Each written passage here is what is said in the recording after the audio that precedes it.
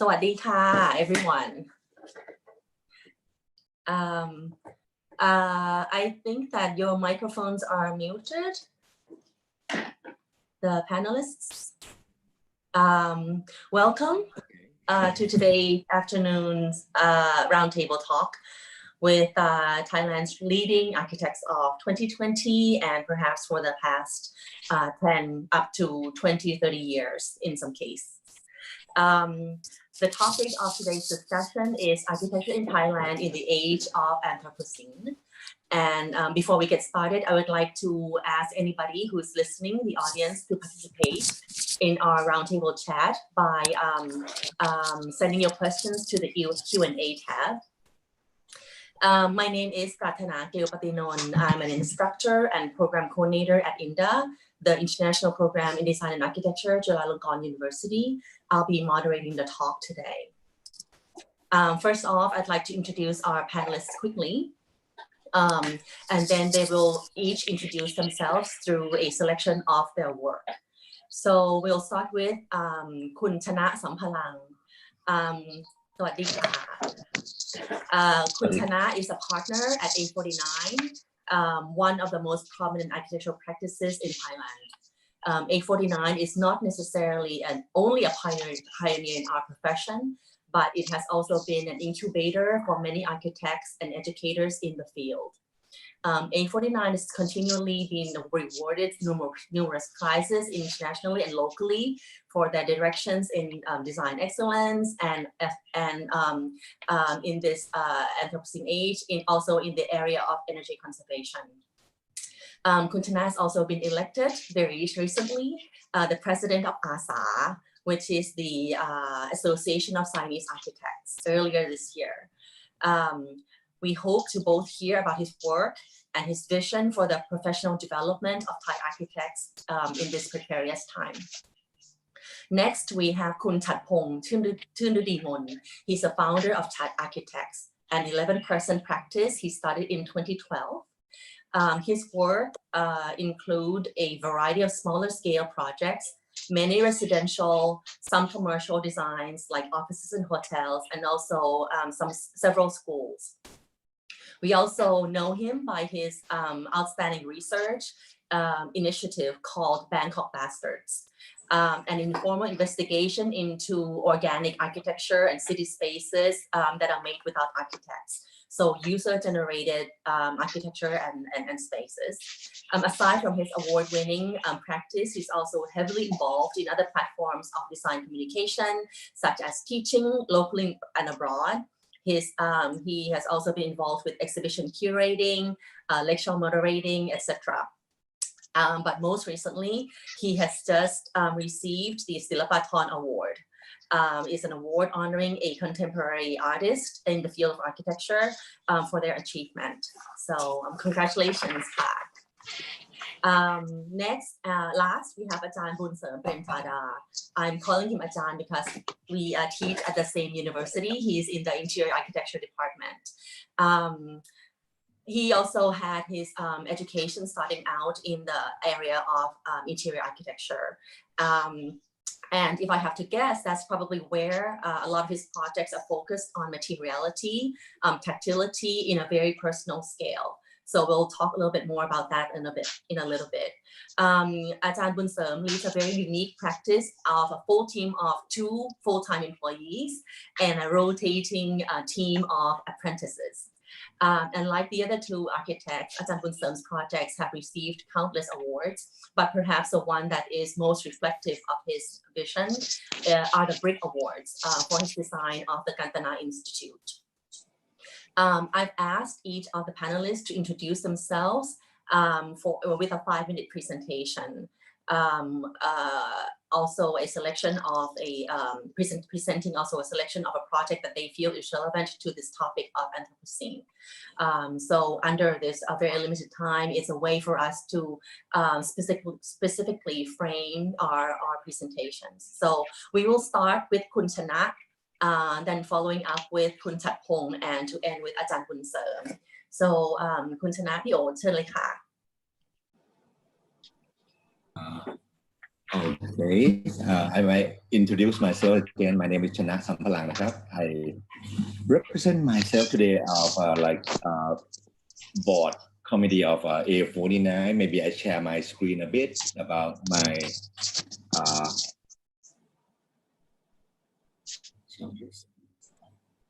so just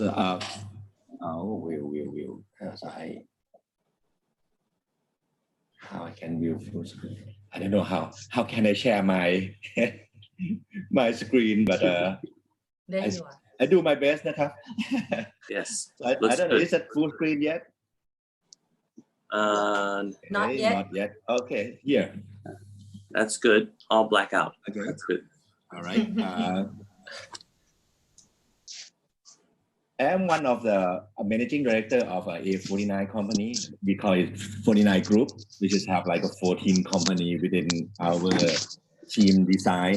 But I taking care to 2 company. One is A49 HD, which is doing about like house design, and then another one is A49 Phuket, which is like another southern part of Thailand. And then also like Ajahn said, I just elect as a president of ASA just a month ago. So I don't know yet about what is the duty of the president right now, but try my best to cope everything, solve everything, make it like light up in correct direction. That is a part that I kind of work right now. So it's more or less like a three company together to run for everyday life of the time right now. So that's it briefly about myself and then my company. Should I talk more about the project?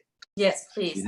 Just one project, maybe for 5 minutes. Maybe just one picture that I think we can share. That so we have one project recently that work on and then just done. I'm not sure how to make a full screen. Yes, from my professional work, I think I've been in this professional for almost like 30 years. Start from when I graduated from Chulalongkorn University up until now, which is I stay with one company only. The house design is something that it gradually changed according to people's life, technology, and their belief or lifestyle, which is from very previous house when I graduated from school. It's more or less like a Thai people have some certain belief and then some certain lifestyle that they related to the past, like Thai people love to live in through ventilation, so on. They're gonna have a place where guests have to be outside the house, and then the private zone have to be totally private. Save themselves, save their family away from whatever that might harm them. But now the house gradually changed. It's like it starts from small family first in last 30 years. Many everyone who graduate or who has a family, once that they grow up, they want to get their own small house just for one family, maybe 3 or 4 with a mother and father. And then that is a thing that shape architecture style about housing design, that we do a small house, we do a single family kind of style. Up until now, like 30 years past, I think living lifestyle is changed a lot. Like now what we do from the last project that we do, it's like the house is not for only one single family, but it's gathering place for family. So multiple family would live in under one roof because of some reason that changing from the past. Maybe because of they want to taking care of their own mother who's getting old, or maybe sometime when they are wealthy enough, they want to be back together as full house family again. So thing is changed, thing is shifting according to culture and according to age.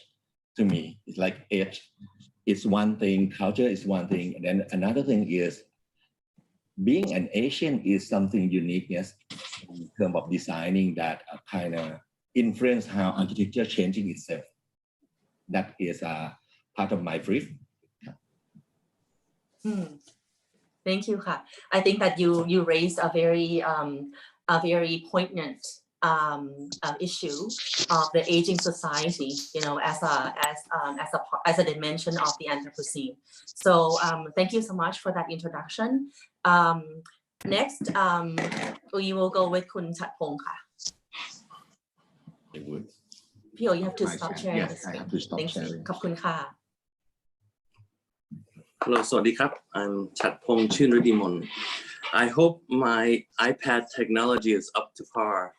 I sent a few images into the conference, and hopefully if it doesn't work where I can't share images, the files that I sent, perhaps you can post them for me, Ajahn Pat. I don't know if you talk to Kun Min, but let me try first if I can share my screen.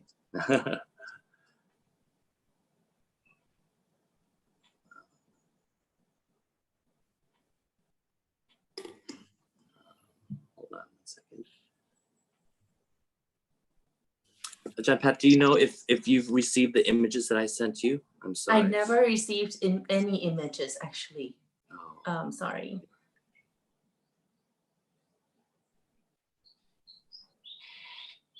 Oh, I think the team may be sharing. The team has received the images. Can I have the next image first?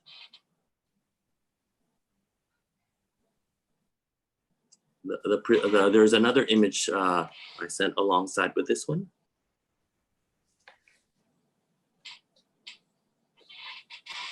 While we're searching for the image, I'll just introduce myself. My name is Chatpong Chunradimon. And yes, thank you. My office is a small one called Chat Architects. I guess we're kind of a little strange in the way we work. We do a lot of research, pretty much not because I am academically inclined or because I like to research, but because I feel the need to kind of teach myself about the authentic architecture in Bangkok and in Thailand in order to do better design work. So one of the projects that we've started about 6 or 7 years ago is a research project where we go out and survey, measure, and draw what I call street architecture, affectionately named Bangkok Bastards. So they're pretty much structures like this. This is basically a construction worker house that is constructed by normal everyday people. In this case, it's usually construction workers who try to basically get by and solve everyday problems by using scavenged materials, found materials, cheap materials, old telephone poles, old wood and structure to create kind of necessary housing. And we research these basically elements to teach ourselves about the strategies of creating space and architecture in Bangkok and utilize some of these techniques in order to create an architecture that we feel is authentic. So one of the lessons we learned from Bangkok Bastards is from the construction worker houses. We found that there's a lot of circulation elements we call scaffolding that is used as multi-purpose space to access all these different rooms. And we basically try to incorporate the strategy into creating our own architecture. So if I can have the next slide that we showed earlier of how we integrated the scaffolding or veranda components into our design. So if you can go back, yeah. It was a slide that you showed the first time.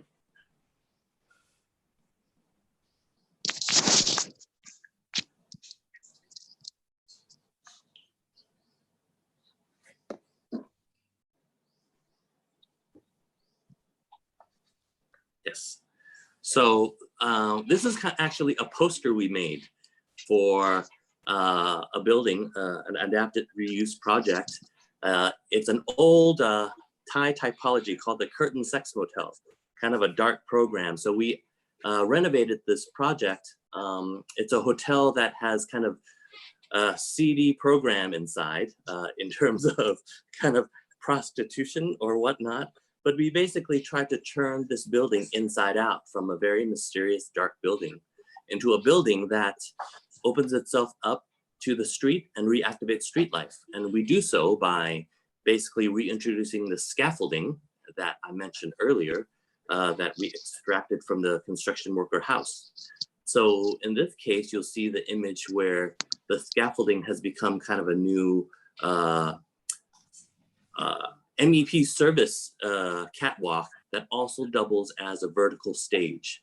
So the hotel operators are basically, in this case, putting together a neighborhood concert of singers and dancers that are lined up on the vertical stage to entertain the street neighborhood. So this is how our research has kind of led to a kind of more public-friendly architecture. Thank you. So that's about it. ขอบคุณค่ะอาจารย์บุญเสริมค่ะ Thank you. Start with the slide. About Yes. My current work and just the computer.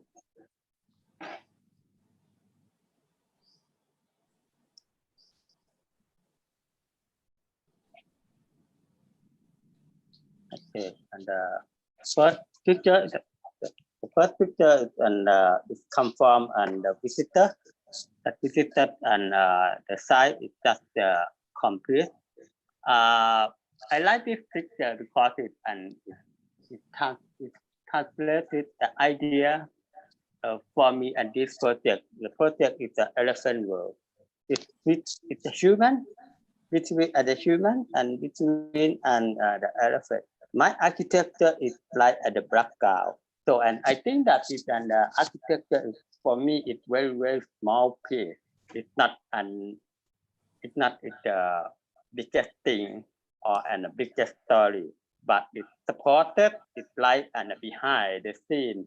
It's relationship it's between the human and the animal. And the project is comprised and the museum. It is an elephant museum. It's, the museum is talking about the life of an elephant and the Kui people in the Kui village. The situation in the Surin province. My project is not in the city. It's mostly situated in rural. It's like and the some is another project. It's the same side, but it's another building. It is and the tower. The tower is made for it's like it's not in the sixth tower. It's about the rural tower. It's the tower in the rural, in the among like and national reserve forest. So and this tower is designed for and like and the people to up in the top and right and look to the ground to see and the elephant is surrounded.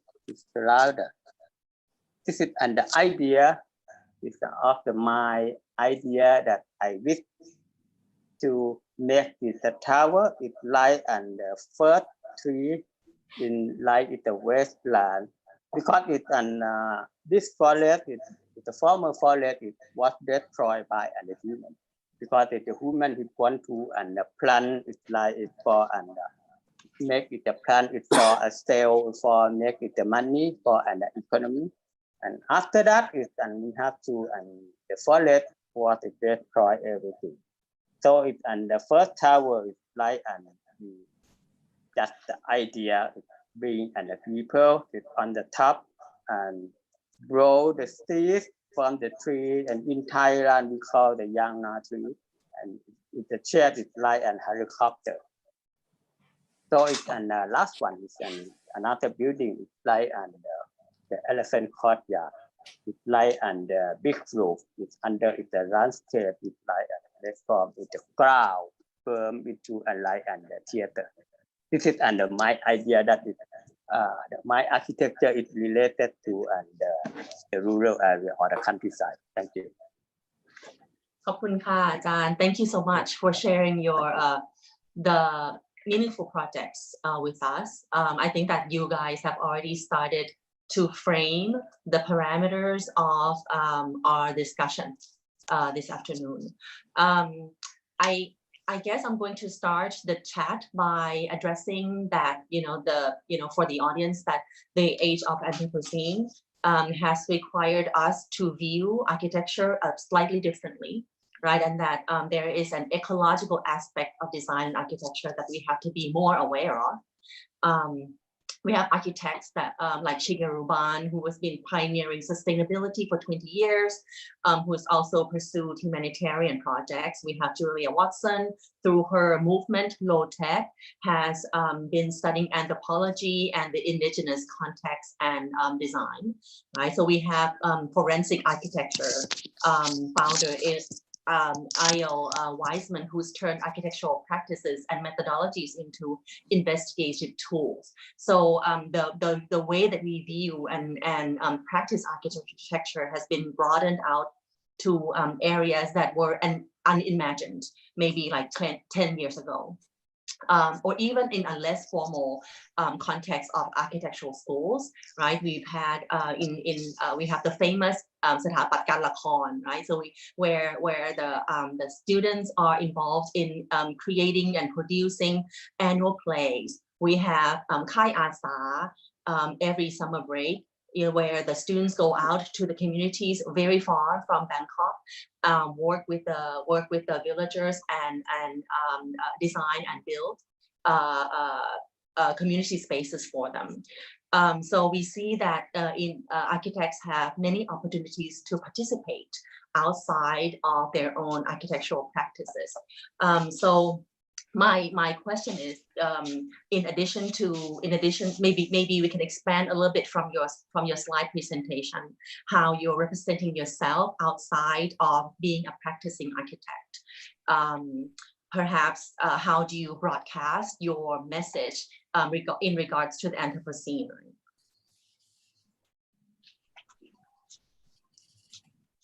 Who first? Ajahn Bunseum, I think that you had started to talk about it, perhaps in your slide presentation just now. When you talked about the relationship between architecture that goes into the background of the community or the landscape. It feels like your architecture is an active participant in the community or the landscape, but it takes rather a back seat, right? So how do you see this role, not necessarily as an architect, but perhaps a facilitator in the community? For me,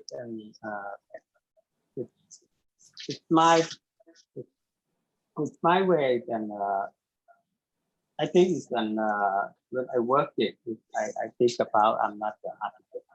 It's like borderless, and sometimes and I work like the idea is to come from the small thing, and sometimes the idea is to come from and the people. It's like that we call, and one of my research we call that a non-architecture that designed by the non-architect.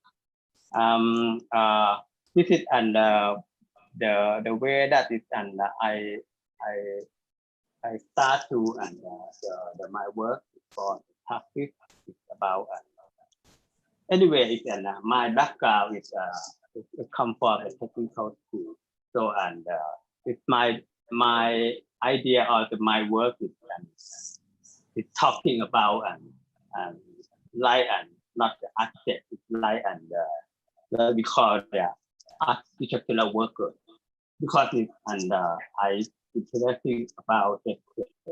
I interesting about and light and the real estate. So and that is related light and your topic is about this project is the animal. So and light and elephant and animal related with and the human, how to relate it, because it's a long time ago. So I think it can this is my interest.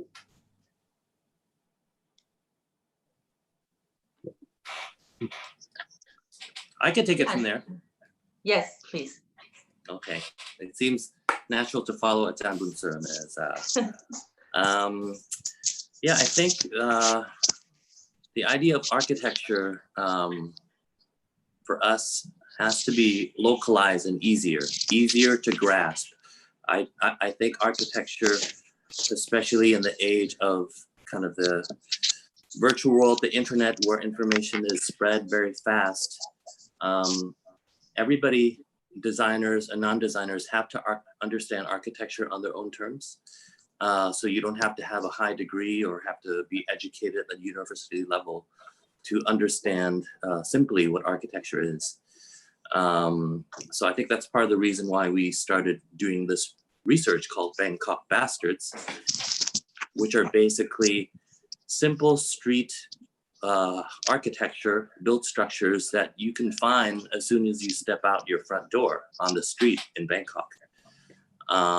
They may be messy, whether they're construction worker houses or shanty towns or whatever, but they teach lessons where the people who build them, who aren't designers, used very limited resources nearby, cheap, sometimes free, sometimes stolen, to create an architecture of immediacy, something that solves a problem very quickly.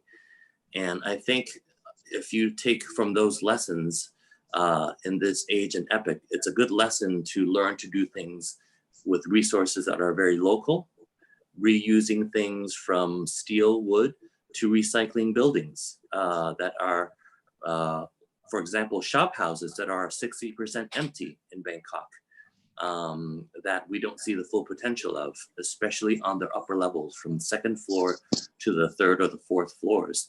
These are all resources that are just under our noses that we sometimes look past in order to embrace more kind of spectacular, sustainable, quote unquote, resilient, quote unquote, tactics that are a lot of hassle, a lot of work.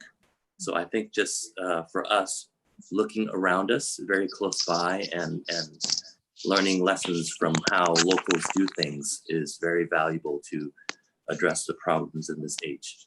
So in this through this research, I feel like you are also putting on your curatorial cap a little bit by highlighting some of these street projects, right? You're putting in the forefront and you're giving them value.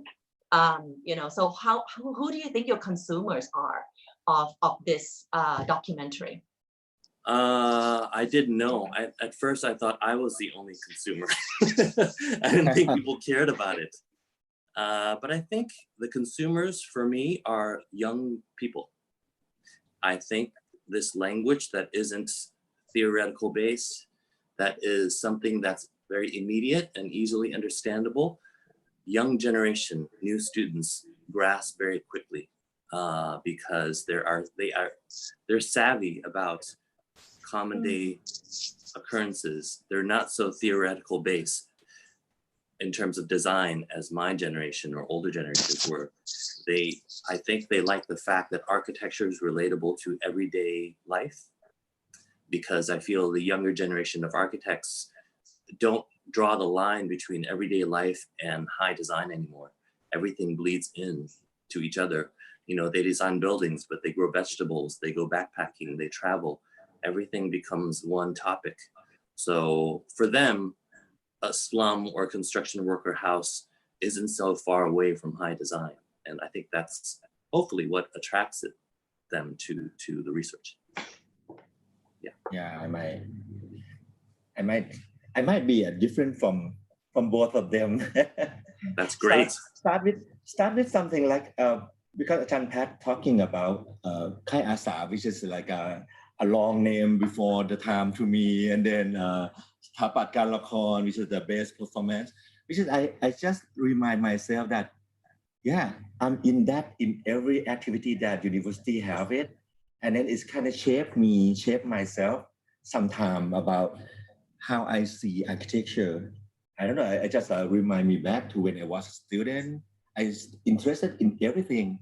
I interested in making a state design. I interested in making like a small school for kids in like very far away neighborhood outskirt of Thailand. Those kind of things I don't know, it teach me something. It teach me how to see things like a very element, put it together, put it for some purpose. And then those make me come today as like a managing director of one of the biggest company in Bangkok, which is architecture to me. And then again, not only the professional company that I run to, I also be part of a president of ASA, which just make me feel like, yeah, architecture kind of related to people in many directions, in the way to improve their life, the way to improve their community, and then the way that related to culture of each country. Because look back to my work nowadays, I'm not designing only the Thai people or Chinese people, but we have work everywhere, like Dubai, we have work in India, we have work in China, Bhutan, yes. And then most of them is differently, and then it kind of intrigued me, kind of make me fun, make me feel like design never ending. Design is also have something influence us as a designer, as a to creating a new architecture form or function or even to support their life, which is as a president of ASA again, because the architecture may be not just the building, maybe it's not a building, it build people, maybe it's just some programming. So I think to me, part of myself become more, I don't know how I put myself, is like a managing architecture kind of person, or directing to create something architecturally, which is that what every day that I always work nowadays, because we got so many projects in hand, so many events that we have to help. Sometimes we help people to like restore the old house that was destroyed by unintentionally, as you know, the news lately. And sometimes we have to recreate a neighborhood to make it lively again, to make it not dead according to COVID. And then sometime in last month or last 2 or 3 months, we have to help doctor or community to survive from COVID. Those kind of things is like architecture is being everywhere, not just a designing space or not just make a use of it, or maybe something that we have to consider of maybe in the future. I might think myself as like someone who make architecture that not destroy environment, because like we work in this professional for a very long time. Like myself is like almost 30 years, and then I feel like when we do something has been gone, of course we have to make it more value than what is been gone. And then along the way of it, we make a lot of waste. We create something that pollute our society in many ways, like as an eyesore, or as a weather bad, or even create more garbage in terms of construction thing. This is something that I think the world would shifting because of the disease that we have today, right? The weather that we have today. And then sometimes those kind of things around ourselves might form architecture in another way. Architecture that not architecture that being solve the problem, which is that thing that I just touched when Ajahn Pat talking about childhood, about activity in school that make me think something. I think that what you have addressed right now also answered the next question on my notes, which is about the statement that the best architecture sometimes is the one that's not built. And I think that you each has addressed it in your own way. We have a very short time for our discussion, so I want to have quite a moment for 2 questions. One, which is about addressing the context of Thailand, because I think that's a unique opportunity we have Thai architects, whether or not you feel that practicing in Thailand in what we feel as a still active field of operation has advantages over perhaps practicing in more developed countries. And then we have a question from Q&A, which is to address the kind of CAD part, the computer-aided design part of your practice, and whether or not it has influenced the way that you manage your projects and the project resources somehow. You can choose to answer either one. I'm trying to be really inclusive here. I might start first. Yes. For the second question, because I think that's what I use most in every day. I think CAD is something I would call is past now. When you're talking about CAD, you mean AutoCAD, right? The thing that we use as a tool, or the way that we work right now in company. But now, to me, we go beyond that. We doing computer system as we call it a Revit or BIM. It's not just a part of I'm the one who have life start from drawing with hand, recording everything in head or in the note, and then again we walk past to if someone born as I was, we can see AutoCAD or we can see computer system to draw, to make a drawing as a green line. That a very primitive one. And then now we go to other CAD kind of computer aided system that help us to make a documentation. And then from today and beyond, I think the system that we might need, we need things that generate everything, generate energy, generate a drawing, generate accurate section or predict whatever happen in the future, even down to the cost estimation or the detail that's very complicated. It needs to sync, and then people, like when I work in A49, we have to work across the world. And then people work in different timelines. And then like I do one design in Bangkok right now, another guy working in Brazil, and then another guy working in Foster office over there in US. And then we kind of wake up and then we see things changing. We see things working all along the way. It's like, it's quite amazing to me. And then it's quite complicated. It's like now as architect life, I have no way to stop working. I think I working 24 hours a day, 7 days a week. And that is at the help of CAD. Yes, it helps. Maybe we're running out of time, unfortunately. Perhaps if Kun Chatpong or Ajahn Bunsem would have a last comment or to address the questions or anything. Sure. I think maybe addressing the first issue, how is it working in Thailand? It's great working in Thailand. It's great working in Southeast Asia because of all the crazy stuff that happens all around that is inspiration of a developing country where you find unexpected things on the street. But also I see Thailand not only just as an isolated country, but all the countries in Southeast Asia that are kind of share a brotherhood and sisterhood, from Malaysia to Vietnam to Indonesia. I feel like we're all working in similar languages and conditions, and it would be great to expand our localness outside of the countries that we're working in and to share with each other, with other neighbors in Southeast Asia. Looking forward to it. Yeah. Ajahn Bunsem, last note, you have to close this session.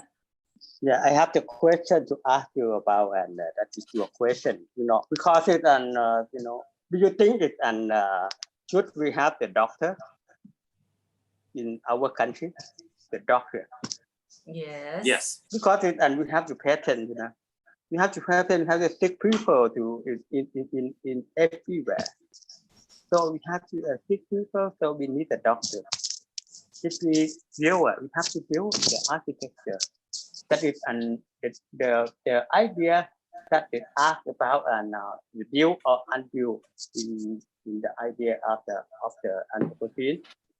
I think for me, when I think about the project, it should have or not have. It depends on necessary. It depends on necessity. I feel that everything it must have the reason why, and it's very important for our country, because our country is like an unfinished country. If you talking about this idea in a finished country, it's okay maybe, but for me that is my question is about the doctor who heal and the sick people. That is, I think it's very important to when you make the everything, that is, it should make a sense. Well, I think that in this day and age, it's not necessarily only about the doctor, but it's also about preventive care and about how the people also take better care of themselves, right? And I hope it's true too for architecture. And earlier when we were discussing the consumers of architecture, I hope that the consumers are more participatory in the area of design and architecture. So that's to end on a hopeful note. I wish to thank all the panelists. I wish we had another 2 hours. Hopefully we'll meet perhaps outside together at one point, and we can continue our conversations there. So thank you so much for joining. Thank you. สวัสดีค่ะ Thank you.